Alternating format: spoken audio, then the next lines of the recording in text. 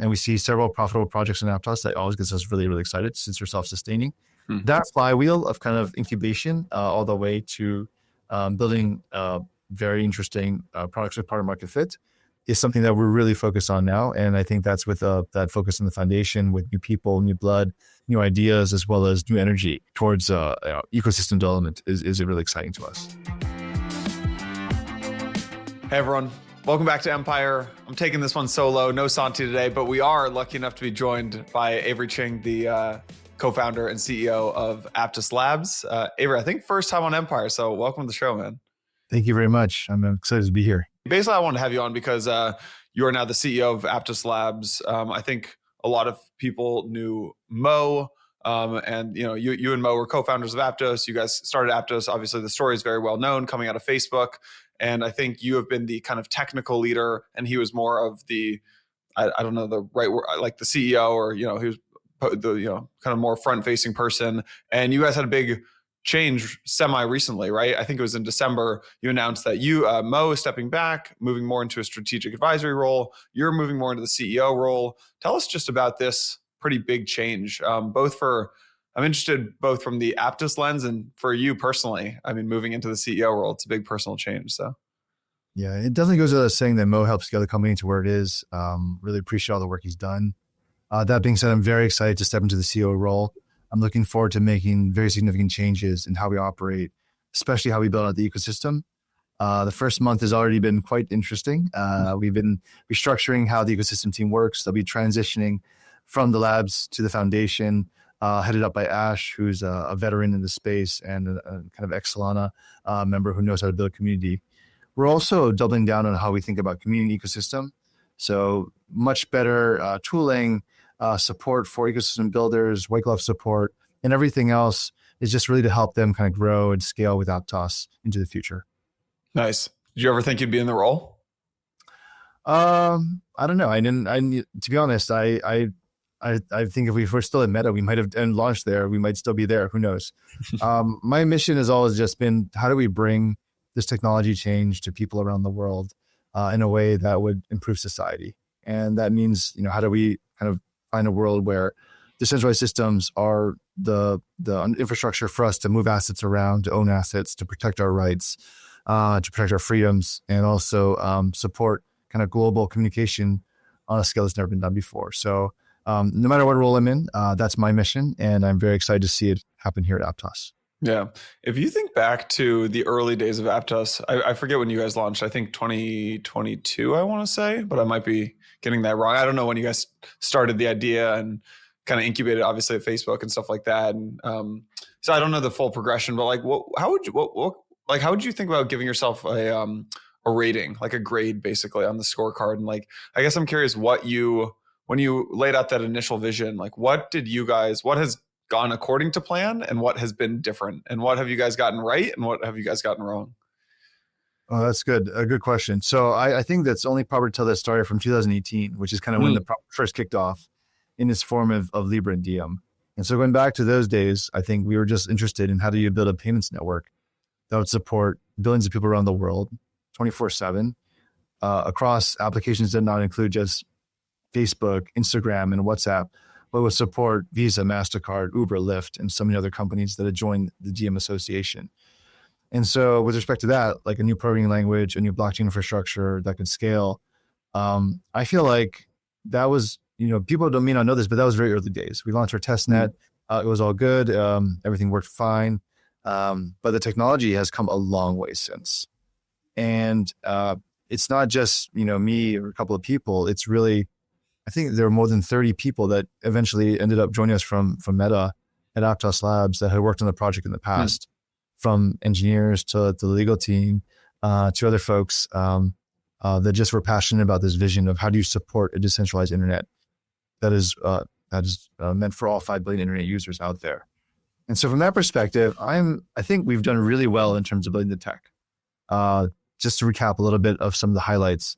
Aptos is the most scalable, lowest latency, and cheapest blockchain out there today. For scale, we've demonstrated more than 2 billion transactions per second on a preview net. Just to put that into context, 2 billion transactions in a single day is about 25,000 transactions per second sustained. That's more than Visa, MasterCard, and every other credit card processor put together. That processes in one day.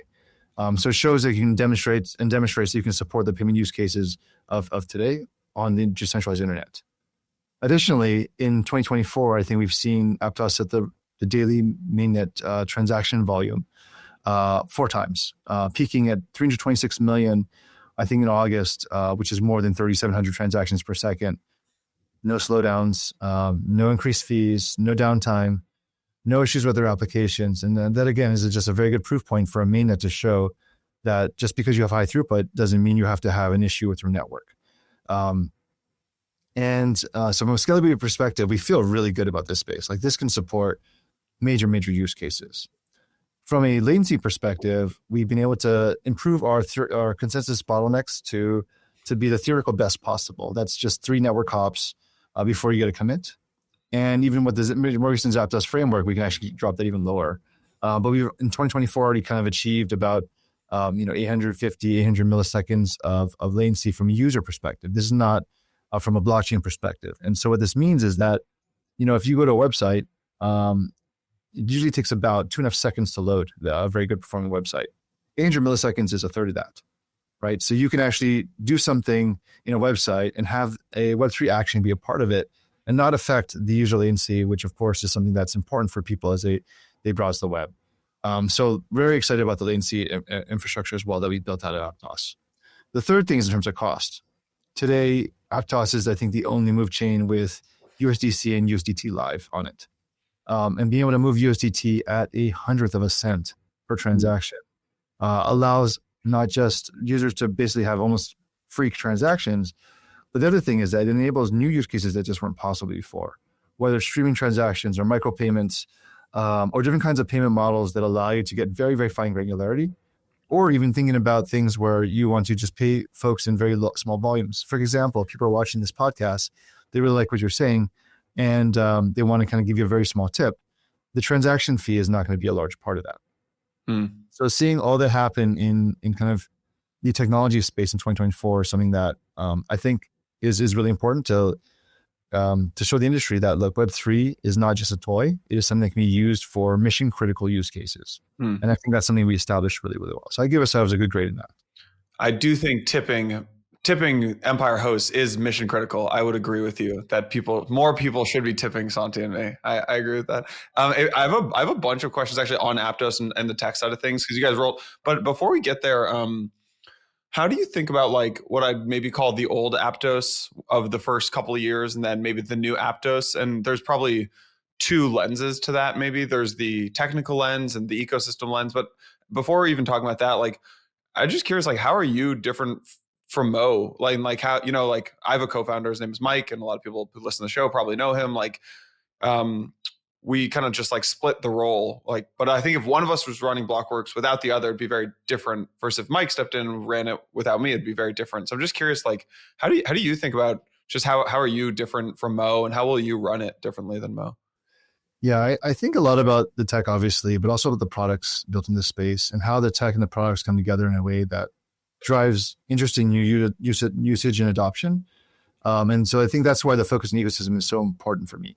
For example, going into some of the DeFi products in the space, I think we really want to understand, like, what challenges they face, what's interesting to them, what brings them more value. And so for DeFi, a lot of it is like the tick to trade times. How fast do you get from information kind of discovery to be able to trade on that information? And so that's where a lot of the new improvements we're going to make going forward in the infrastructure is extremely important. Aptos is basically a trading system for digital assets. And, we've already got the fastest block times out there, which is important, about 200 milliseconds today, but we're going to drop that to under 100. And that's going to like double the speed of in which people get information, can act on it going forward. Another area that's very exciting is about event-driven transactions. And so for us to be able to, once you see a price change, be able to act instantly on that can kind of drop the latency to non-existent. And that's just a flavor of a couple of things that are going to be coming in the new trading infrastructure. But we're excited to see trading take on a major use case within the Aptos ecosystem because of its ability to kind of operate at speeds that are unprecedented for DEXs, for spots, as well as perps, for clubs, as well as AMMs, and other kinds of innovative products can be built now that you have this unique infrastructure. One thing we have noticed is aggregators like Panora and Aptos have gotten very high traffic and very high usage because of the fact there's such low fees, right? If the fees are very low, having multiple routes in which you want to kind of move money around is something that is much more open because of the fact that the route kind of interlays are not too expensive. We've also seen that having the natives on chain as well as interesting new world assets allows for new use cases that just aren't possible in the past. So we're really excited about kind of the merging of the product and the tech. Like, what things can you do that just aren't possible anywhere else? And that's things around kind of this very, very fine-grained movement of money through aggregators. It's also through the idea that now you can have the most efficient DEXs, spot and perps on the planet. And now that the kind of tick-to-trade times reduced significantly, we can see new kind of trading applications and new kind of alpha available for traders that aren't possible in other decentralized exchanges. What is the thing that lets you guys be able to have, what did you say, 25,000, I think you said, transactions per second, and Visa is like 1,700, and I don't know the other chain. And it's a large number for anyone who doesn't know. It's a very large number. Why are you guys able to do this and other people can't accomplish this? It's not that I don't think anyone else can't do it. It's just that, we have, we started off with a very good design for when it comes to Aptos. One of the key things I think we recognize early in the space is that there's a lot of innovation and research to do in the future. And so locking yourself into a design in which you can't upgrade things and can't modify things doesn't make sense. And so upgradability is something that's built to the Aptos stack from day one. We have on-chain governance to support upgrades very quickly. The stack itself is extremely modular. Modularity means very different things in today's world, but the modular design for us means that you can kind of modify parts of the system without having to affect the system as a whole. And this allows us to move very quickly in the space. The other thing that's important is that we started off what we believe is the right design philosophy around a pipeline infrastructure. People today talk about asynchronous execution in some of the networks, like Solana or Monet out there. That's just one phase of a pipeline. But in Aptos, we decided to kind of intentionally create a long pipeline that would allow us to kind of operate each of these phases of the pipeline in parallel, as well as allow these phases to kind of use all the machine resources extremely effectively, whether it's one machine or multiple. And this is some very key design concept that's helped us to innovate faster than anybody else out there. Is this the dynamic parallelism?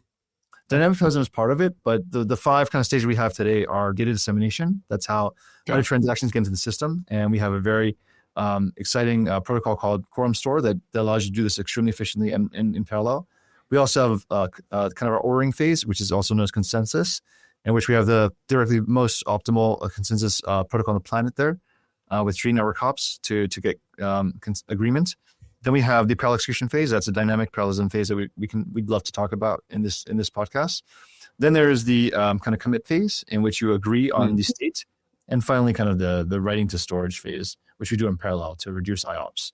And each of these phases have also subphases alongside them. But the important thing here is that they all operate in parallel. They're all running at the same time, and they allow you to kind of leverage all the machine resources at once, which allows for a very efficient computation. That allows us to get very high throughput as well as extremely low latency in the system. This might be a really dumb question, so you can just tell me if it's not even the right question to be asking here. But what happens when one of those stages fails? Right. So if one of the stages fails, let's say, which one would be the most likely? I'd suppose maybe, actually, they're all pretty unlikely. But if consensus gets blocked, somehow there's a network partition and the nodes can't get to agreement.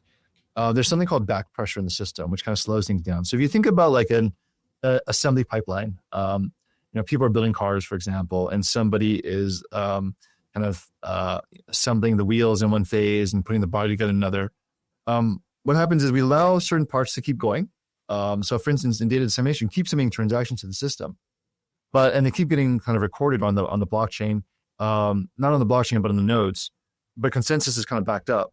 That will happen for a period of time. Once consensus actually gets to agreement again, it will then agree on all the blocks that have been kind of backed up for some period of time. And so the system kind of then proceeds forward without actually missing a beat, because all those blocks that were kind of pre-stored are still going to be committed. very quickly in the consensus phase to sort of decoupled. So it's a very efficient. It's like a production line, but a production line where the production pieces don't directly depend on each other. You can kind of assemble multiple cars at once, and you can assemble lots and lots of cars at the same time, even if one phase is kind of backed up, if that makes sense. Yeah, it does. Okay. The thing that I think most people, maybe who aren't as technical, might know Aptos for is Move, right? And maybe you could walk us through, and honestly, I need to refresh myself, like just how you think of Aptos versus the other Move chains. Probably Sui is the main one. And then also, there's I was with the Initiative folks the other day. We know, Rushi was on here the other day, and my understanding is that a lot of them have built on Aptos's Move, which I'm not even fully sure what that even means at this point.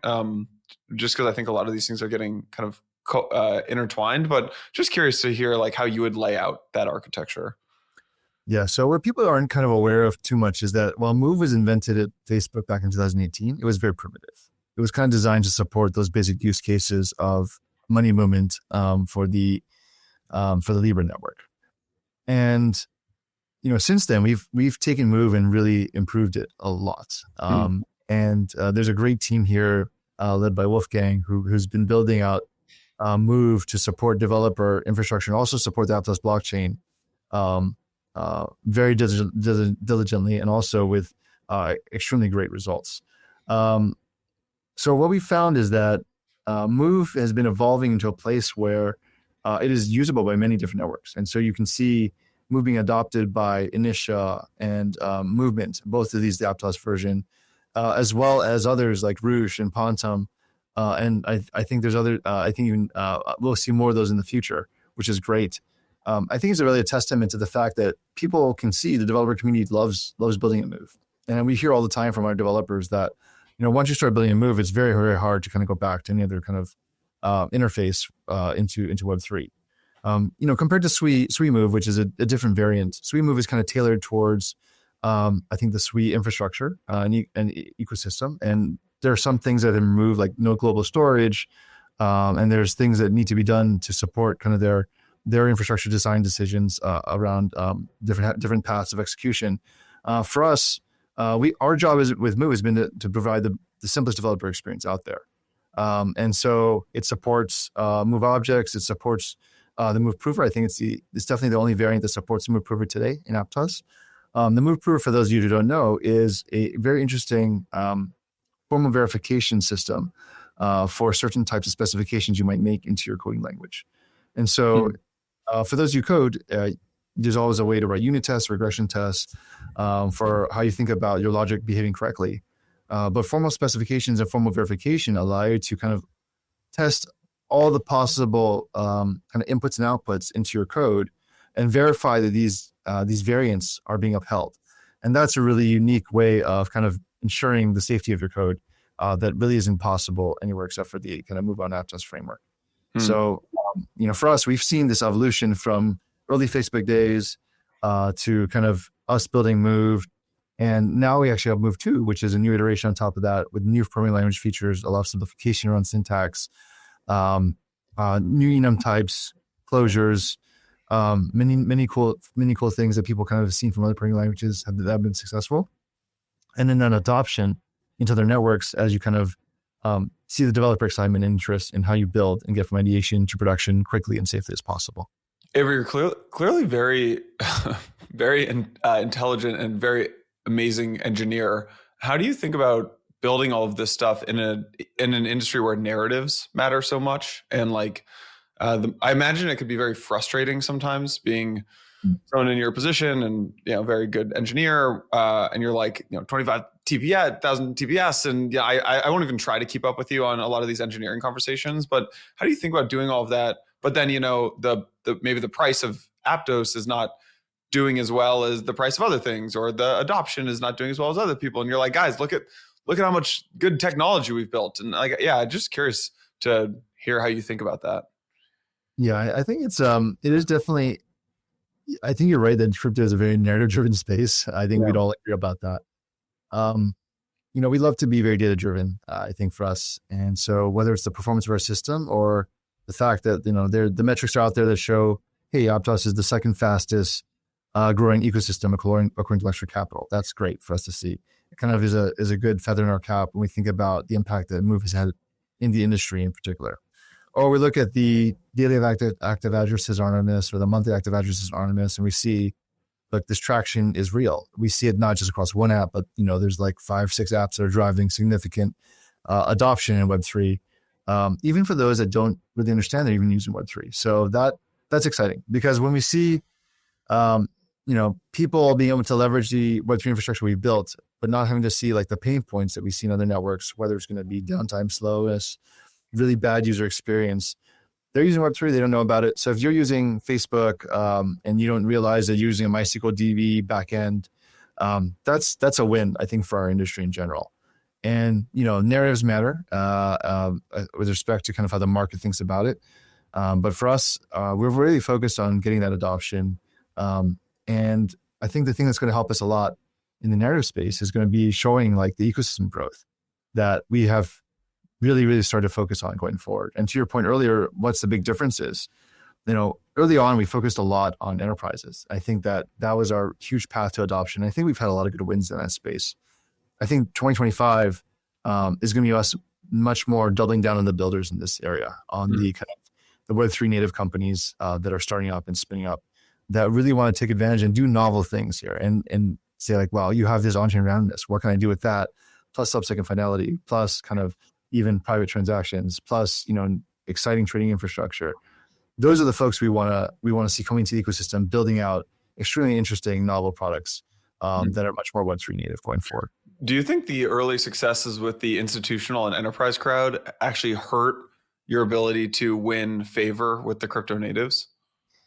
I don't think it hurt us. In fact, what we always hear from people in our space is that it excites them when they see like, oh, wow, BlackRock's issuing a fund in Aptos, Franklin Templeton is issuing a fund in Aptos, NBC Universal is building on Aptos. Those things get the ecosystem really excited because they think like, wow, liquidity is coming, users are coming, big industry that can, also have distribution will be coming. It kind of enhances them and their ability to kind of build and gets them excited about the space.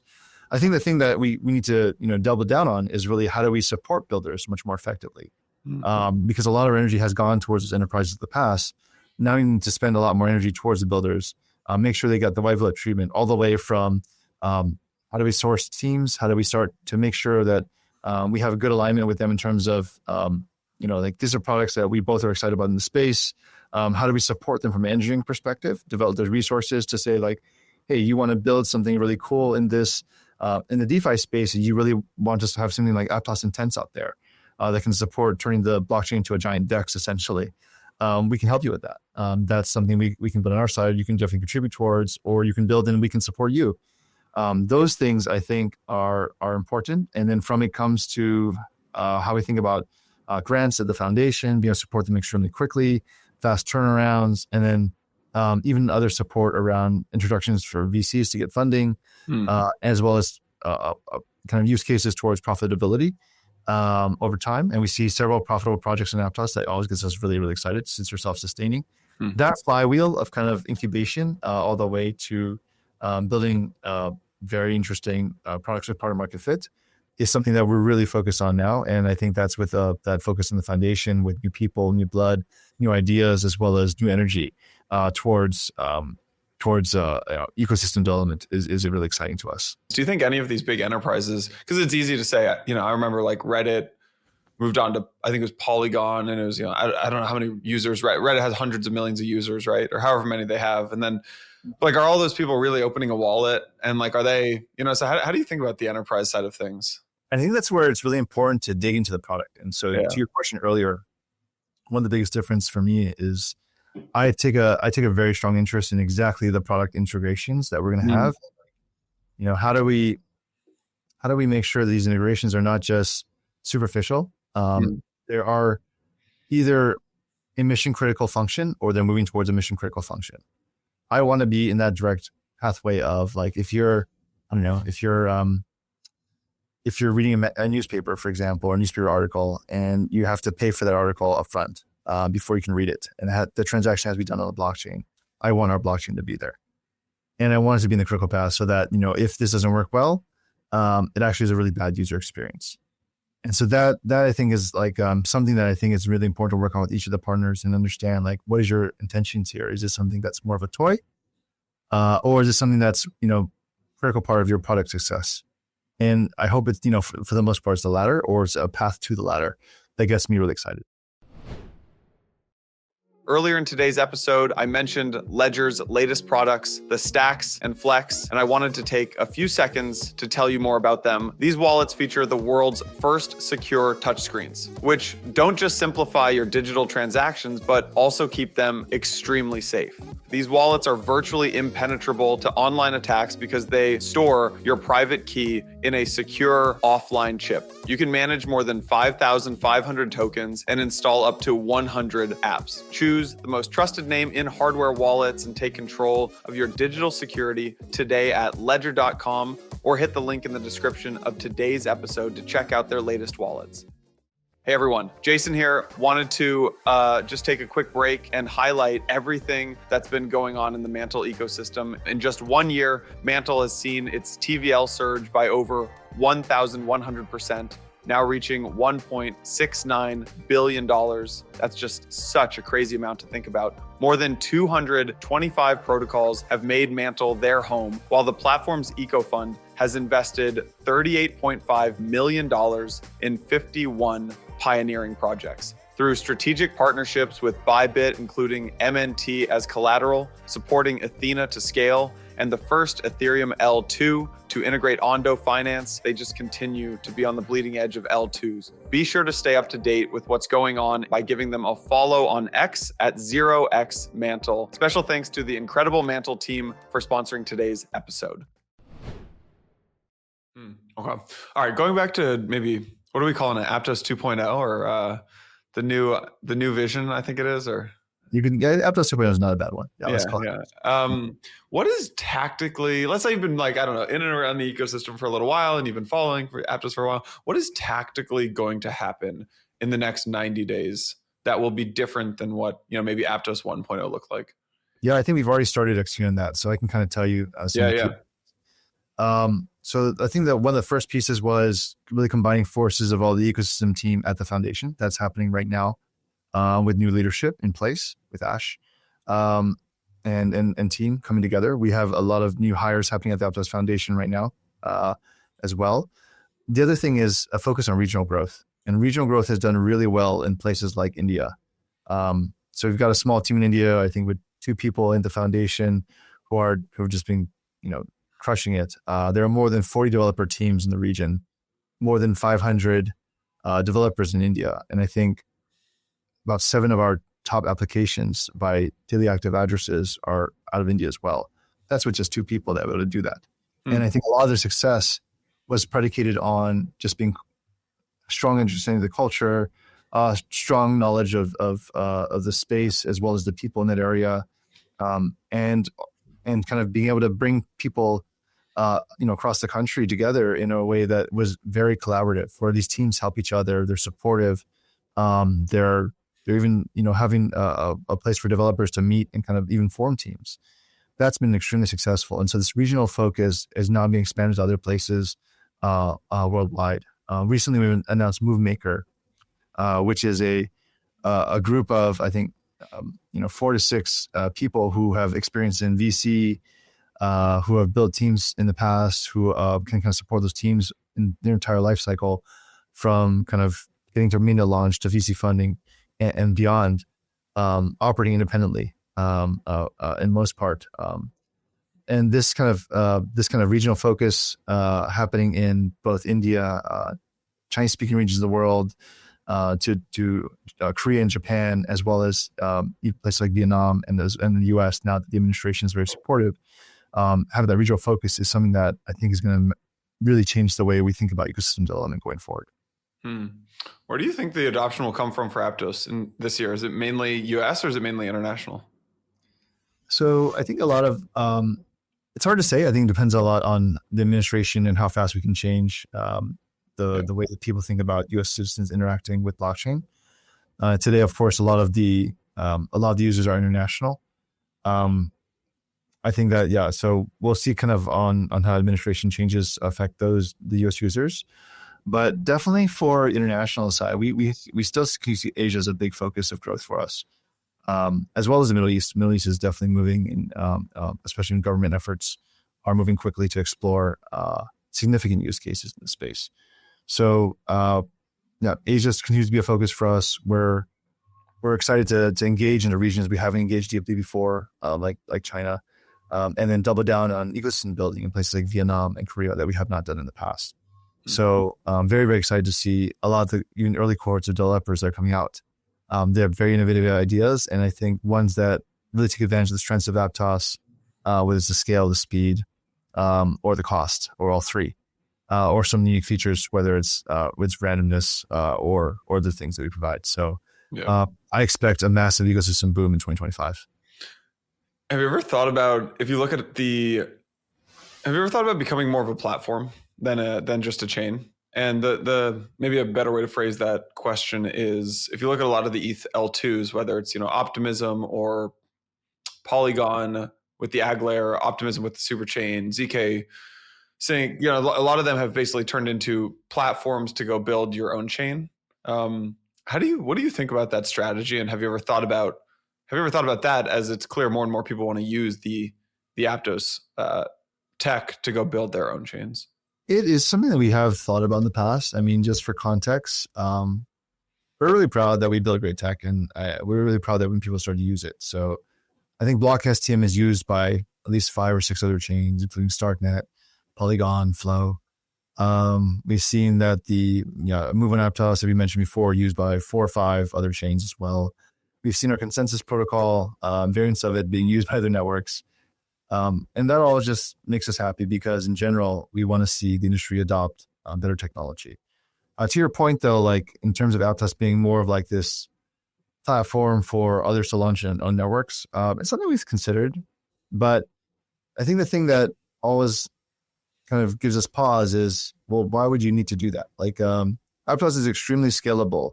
There's no need for other, like in many of these cases, the reason why you have L2s is because ETH can't scale to certain use cases. And so having L2 for use case makes some sense. But every time you do that, you break composability. And that sucks, right? So from user perspective, if I'm operating L2 and now I've got assets on another L2, I've got to bridge these assets, I've got to deal with other logins. It's not really like a pleasant experience for any of us, right? Yeah.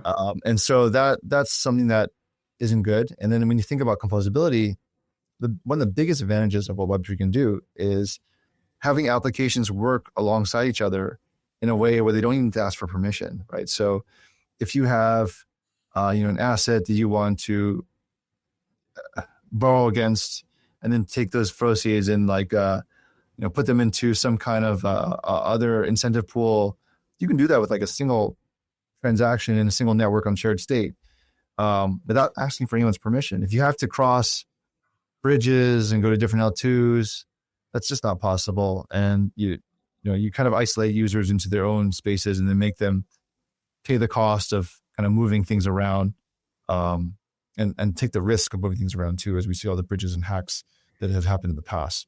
So our goal has always been to like, how do we kind of get everybody together into one shared state, where people can kind of build these unique interactions and compose things that really take advantage of the value. Like the value of blockchain is interoperability. It is the ability for us to trustlessly interact with each other, and separating into different networks breaks all that stuff. Yeah. So we really prefer to have everyone together in one place. Yeah. What are your thoughts on Solana? Both like what they got right in your mind, and what you think they either have gotten wrong or it will be clear that they have gotten wrong in the future. Yeah, I think Solana was kind of the first in the high performance blockchain space. And so, of course, kudos to them for being the first there. They've done a lot of great jobs, like building out the ecosystem in particular, and adopting and even taking lead on the trends in the Web3 space, whether it's meme coins or NFTs or other things. And so they've done a great job with that out there. I think from a technology perspective, I think Aptos is just kind of superior to that design. We've had a lot of discussions on Twitter about it. Some of the things that are difficult, like for instance, not having a mempool and having a leader that can get DDoS because it's holding a 4 consecutive blocks for like 1.6 seconds, is not the right design for an infrastructure that needs to scale and support kind of mission critical use cases. And the idea of moving to asynchronous execution, I think, is a good one for them. But it's still not kind of getting to the full fledged like pipeline design we talked about, like having 5+ stages, allowing those stages to work independently. And I think Moo is just a better language to program than kind of the variant of Rust they have on Solana.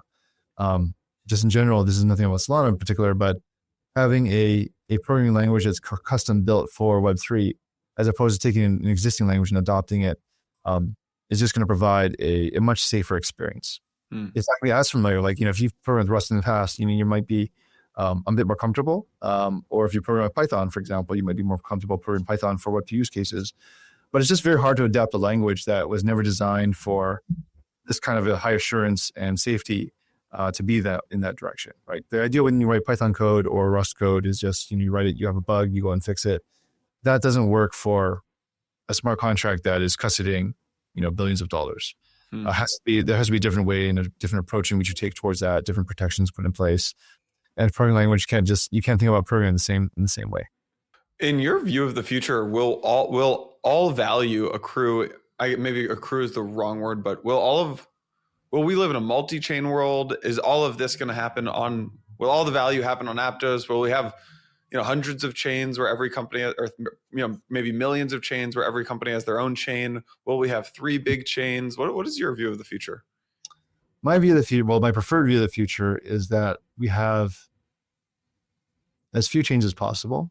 So you don't like this idea of, every institution is launching their own L2, like, you don't think that makes sense? I don't. I mean, I think, again, going back to my points on composability and interoperability, like every time you add an L2, it's not great. And, bridges keep getting better. That's great. But the reality is it's still user friction when it comes to how do we think about moving assets around from place A to place B. What I do think will happen over time, and this is a bit farther into the future, is that you can see a chain like Aptos. While today we're in one shared state, there may be multiple shared states within a chain like Aptos, but there will be very, very custom kind of protocols to move from state to state that will exist within a network.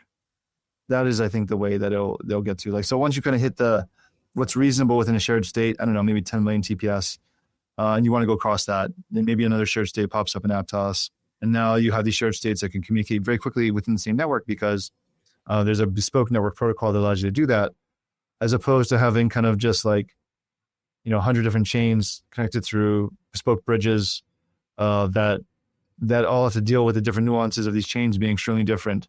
That doesn't seem to make a lot of sense to me. There'll be much fewer with standards that are much more interoperable. And ideally, the setup is that these cross-shard or cross-state interactions are extremely fast and extremely cheap, and they can only do that because they're kind of within a single network, like an Aptos network out there. How do we go from the world that we're in today, where it feels like there's a new chain every day? We've got big announcements. There's all these new chains launching, like Monad and Mega ETH and Barachain and Story and Abstract, and the list goes on, right? There's dozens of these things, it feels like, coming every quarter. How do we go from this world to the world of your vision? I think that's where it comes down to like these mission critical applications coming on chain. Like today, there aren't a lot of mission critical applications on chain. There are very few, right? Most of these are using them in the back end or using them for kind of some smaller things. When you see those large apps that get massive traction and massive adoption worldwide that have mission critical use cases, like, YouTube was built on Aptos, for example, and relied on the Aptos infrastructure as a part of its critical path. I think those are, when you see those $10 billion, $50 billion businesses built there, they'll be forced to kind of stop this chain expansion. Yeah. How do you find, how do you find it is to recruit developers and engineers, especially from the big Web2 companies right now, in context of not only there's a bunch of other chains who want that talent, but actually there's all this, AI is probably the hottest industry in the world right now. How do you think about it in that light? And definitely AI is tough because a lot of the folks that might be in the compiler and VM space are the folks that we would love to get to work on Move, for example. Yeah. I think it comes down to mission again. Like, what do you want to do? And I think the AI space is very interesting. For context, I used to work in that space as well to some degree. I worked on things like k-means clustering as well as clever filtering and machine learning back at Meta. So it's not like those spaces are not interesting. There's definitely a lot going on there, and especially seeing the product cycle move very quickly with ChatGPT, DeepSeek, and others is exciting to watch and follow. That being said, these industries are also becoming somewhat saturated, right? And falling to kind of, there are very few that have the resources to be successful. And the resources, I don't mean just in terms of the kind of funding, but also the data piece. Data is probably the most important component when it comes to AI. And so there are a very small number of organizations that have access to that data out there. So if you're not at those organizations, or have access to that data through agreements and partnerships, it's kind of very hard to do a good job, no matter how good your model is and how good your inference is. Yeah. So I think for us, and maybe a couple of years ago might have been tougher as it's starting to pick up. I think these days the playing field is leveled a little bit in terms of like, the opportunities are not maybe as great as they used to be. The other thing that people don't know about AI is that, everyone kind of claims to work in AI, but very few work on the actual algorithms. Most people work on the things around AI, and it looks a lot more like traditional infrastructure at that point, like how you run scheduling services. You have a storage service for AI, but it's just kind of a storage service. And so, blockchain isn't like that, right? When you work in blockchain space, you're working on a lot of the critical things for blockchain infrastructure, whether it's going to be the APIs for blockchain access, or it's going to be kind of products to support blockchain, or the blockchain itself, or the language piece. You're working directly on the technology that makes it possible to do all this stuff, as opposed to more generic infrastructure. And so, actually, I think not bad these days because of the fact that the kind of fun parts of AI are getting a little bit saturated. Yeah. What do you think is the most misunderstood thing about Aptos? I think the thing that's probably misunderstood the most is just how much technical innovations happen in the Aptos space, and that's unfortunately in part in part due to myself and to ourselves. We spend a lot of time building. We spend a lot of time building innovations and doing things that we are excited about. As I mentioned, we just published Shardeen's work today. We published Aptos, which is a kind of a new way to think about taking the pipeline infrastructure and shrinking it down to the fastest possible latency I think ever experienced. But we probably we aren't good at really kind of repeating the message and making sure people understand what's going on out there. So the devs in our space know very well, like, wow, the things you can do in Aptos, you can't do anywhere else. A lot of the enterprise partners we both also know the same thing. But in terms of making sure the message gets out to a wider community, I think we need to do a better job of explaining, like, these things that are very highly technical actually have a very big impact on your experience using the blockchain. Will you do you show that by like hiring more marketers, or by like slamming a one sentence message over and over again on Twitter, or by just getting more builders to talk about it, like finding some merts of the end? I don't know, like how do you do that? I think it's all those things you mentioned. I think it's all those things. I mean, the thing that I love the most is when a product team uses that and just is like, it's working really well. Like that's the best way, right? Like, so if you're building out a perp stacks like Merkle Trade, and you can show you've got the fastest finality times in the industry, I mean, that's always a great thing to do.